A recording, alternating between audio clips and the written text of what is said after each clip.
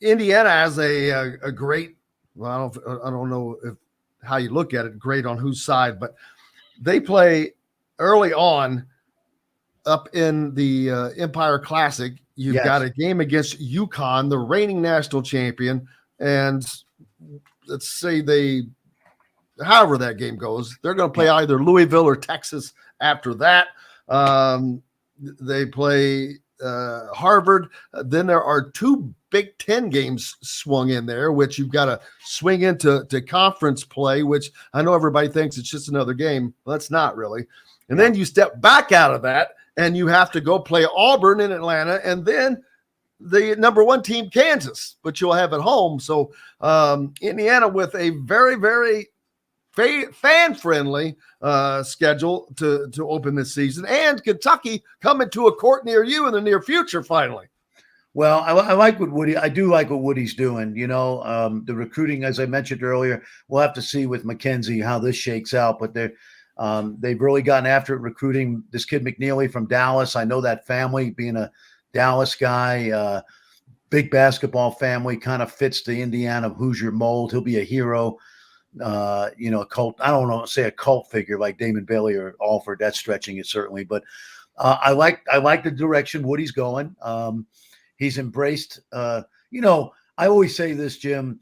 There's more coaching in an NBA game than there would be in 4 college games. Honestly, there's more possessions. You're guarding the best players in the world. You're trying to score against the best defenses. So Woody certainly has had no issue with the coaching. The question mark was the recruiting. And he's got a good staff. I know his staff well.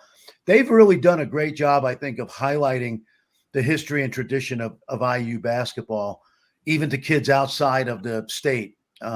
So now, having said that, I think this is going to be a middling year for them just because, they've lost some key pieces.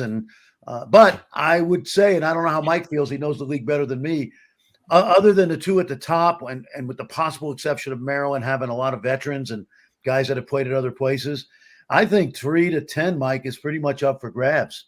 Absolutely. I agree with that 100%. I think that there are very good teams in there, but Indiana has the ability to be one of those. I think having a veteran point guard, if Xavier Johnson has a great year, and he has to, not being there, you have to have a great year. Yes. But having that possibility to have a veteran point guard to bring together all of the various other players that could impact the team, I think that they have a chance. It's one of those teams I say when I try to do preseason, I say, if everything goes right, or most everything goes right, they can finish really prominently in the league. And if everything goes wrong, they can miss the tournament. And because there are some teams that don't have great variables other than health.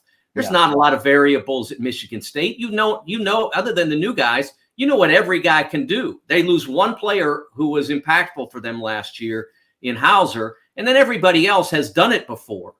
So you don't have that variable. The ceiling is pretty high, but the floor is really high. And with an Indiana, you're talking about, the floor could be a little low if things go wrong, but the ceiling is still pretty far up there because you're talking about Malik Renew, who was a 5-star player, and Khalil Ware, although, a different kind of player, another guy who has a 5-star ceiling. And so there are real, and Mbako, if you get past this circumstance, a 5-star ceiling. So there is some reason to believe that if things go right, that they can have a significant year. And Jim, you mentioned Khalil Ware 16 months ago at the Hoop Summit. I thought he was a one and done. He to me was better than Derek Lively that week that I was out there. I broadcast the game, and for the life of me, I don't know what happened at Oregon other than they had the big fella Mike Nafali Dante trying to play 2 bigs, and I'm anxious to see Khalil because, to Mike's point, he's a 5-star guy. Really should have been a one and done in my mind. And now he gets a chance to renew his career in Bloomington and be much more of a focal point. I think, to Mike's point, like, he's one of those guys that we all thought was going to be as good and wasn't. And now he's got a chance to redeem himself, if you will, as a sophomore. last thing before I let you guys go, you talk about there are programs like Indiana who have the history. The portal and NIL is now equalized a lot of that, but it's also given those programs they can attack that as well. How important and how much has the portal and NIL changed the game? You were a coach when it wasn't there, and now from the broadcasting side, you can see it. You see more people actually than anybody than probably when you were coaching, because you're seeing so many different teams. Yeah. Both of you actually. I would say, Mike, that I think the portal's been in existence since 2018, although immediate eligibility is in the last year. And I said 3 or 4 years ago to coaches, your number one job description now is roster management coordinator. And now that's more true than ever. And you're basically year to year with your program. It's really impossible, or nearly impossible, to build a program, quote, anymore. You're building a team from year to year. And certainly now I've embraced a new normal. It is what it is. And that goes along with NIL. And so from my standpoint, as a former coach, I tell my buddies who are coaching, if you don't embrace this is going to run you over like a truck, because it's the way things are now. And certainly the NIL, I think, has a lot of positives, some negatives, but there's a lot of good. The teams are older and they're better, I think, because you're not relying on freshmen. And Mike, I don't know how you feel about it, but I would embrace it if I were, a coach. I don't think you have any choice but to embrace it. If you don't, then you're going to fail. If you fight it, or if you don't work at it, you're going to fail. I think we've seen coaches who tried to push it into the background and then ultimately realized that it was a mistake, that they were losing players they would ordinarily get if they had embraced the concept at an earlier date. And they're catching up, but they're having to play catch up. And they, as I said, lost players for a period of time that they would have gotten.